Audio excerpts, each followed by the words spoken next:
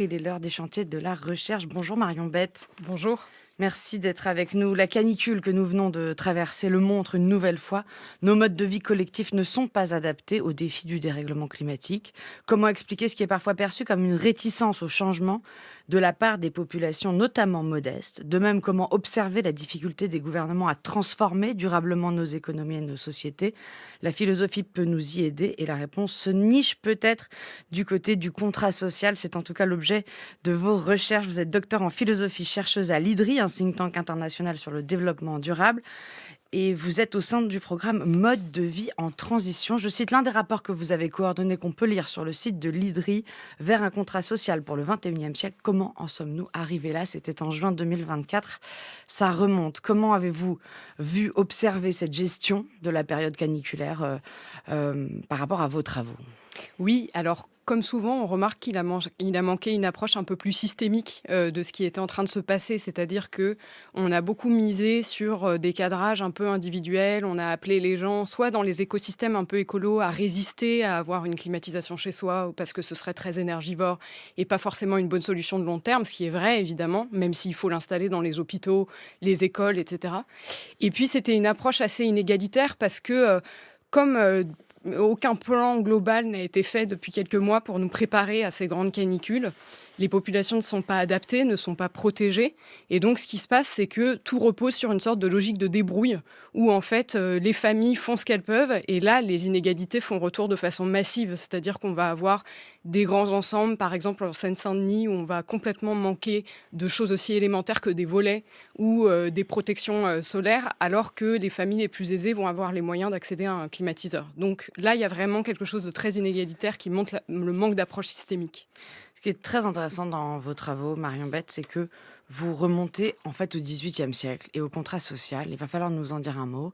Et vous dites que finalement, les valeurs, tous les piliers sur lesquels reposait ce contrat social-là sont presque battus en brèche par la transition climatique. Est-ce que vous pouvez nous expliquer ça?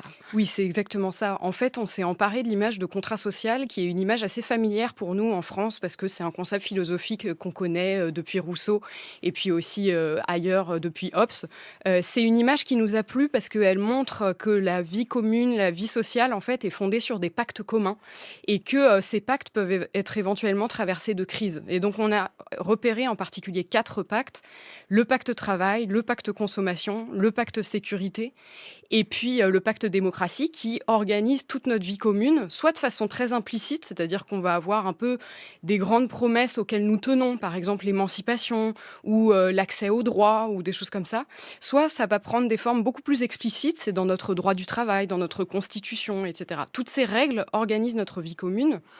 Et elles ont une histoire. Elles ont été forgées à la fin du XVIIIe siècle, elles ont évolué au fur et à mesure du XIXe.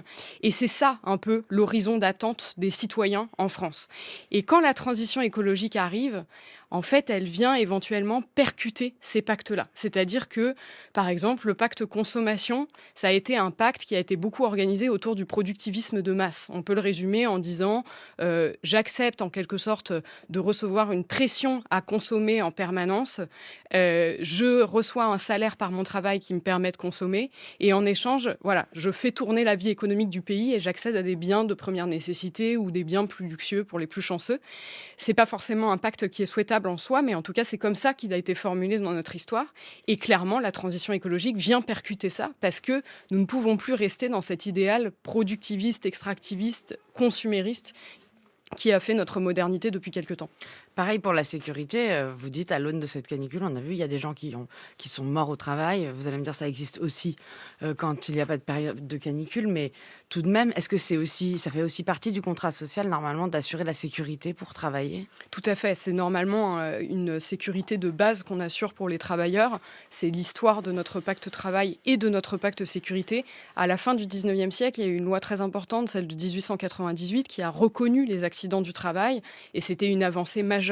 Là, aujourd'hui, en plus, la France est plutôt mauvais élève en termes d'accidents du travail en Europe. Et au niveau de la canicule, on voit bien que la sécurité la plus élémentaire n'a pas été assurée et que là-dessus, un pacte a été rompu. Parce que, en théorie, si je fournis une contribution à l'effort productif national, si je m'investis au travail, si j'accepte cette contrainte quand même, qui est évidemment aussi une source d'épanouissement pour les plus privilégiés, mais qui est tout de même une contrainte, je dois pouvoir au moins bénéficier bénéficier de la sécurité la plus élémentaire. Et là, il y a une transaction qui a été rompue. Vos travaux, Marion Bette, en philosophie, ils nous montrent que ça peut expliquer aussi les crises qu'on voit se multiplier et qui parfois sont incompréhensibles quand on les prend toutes seules. Les gilets jaunes, la crise sanitaire, peut-être là aussi cette crise caniculaire, je ne sais pas s'il faut l'appeler comme ça. Qu'est-ce qu'on peut faire? Il faut renouveler ce contrat social, il faut en changer les règles. Ça paraît difficile quand même, parce que ce sont quand même nos philosophes. Rousseau, vous en parliez, la démocratie. Comment vous appréhendez-vous les choses? Ce sera ma dernière question. Oui, c'est ça. En fait, les gilets jaunes révèlent bien ça, c'est qu'il y a eu quelque chose de perçu comme profondément injuste. Et nous, on était insatisfaits de ce cadrage qui disait, globalement, les classes populaires sont rétives à faire la transition. C'était quelque chose de très insatisfaisant pour nous d'avoir cette lecture. Nous, on a préféré montrer qu'en fait, la transition écologique, elle n'arrive pas dans un vide social, en fait. Elle percute des promesses importantes. Et une manière de faire différente, ce serait d'avoir une approche plus systémique et de changer les environnements dans lesquels vivent les gens, plutôt que de les inciter à avoir des petits gestes vertueux. Il faut absolument faire en sorte que la transition écologique soit possible au niveau de notre mobilité, de notre alimentation, en changeant les infrastructures disponibles pour les gens, sans leur demander eux-mêmes de faire des efforts insurmontables. Merci infiniment d'être Merci venu à vous. nous parler de vos travaux dans les chantiers de la recherche. Marion Bette, vous êtes docteur en philosophie, chercheuse à l'IDRI, un think tank international sur le développement durable, au sein du programme Mode de vie en transition. Je cite le rapport que vous avez coordonné, qu'on peut lire sur le site de l'IDRI, vers un contrat social pour le 21e siècle. Comment en sommes-nous arrivés là? Merci à vous.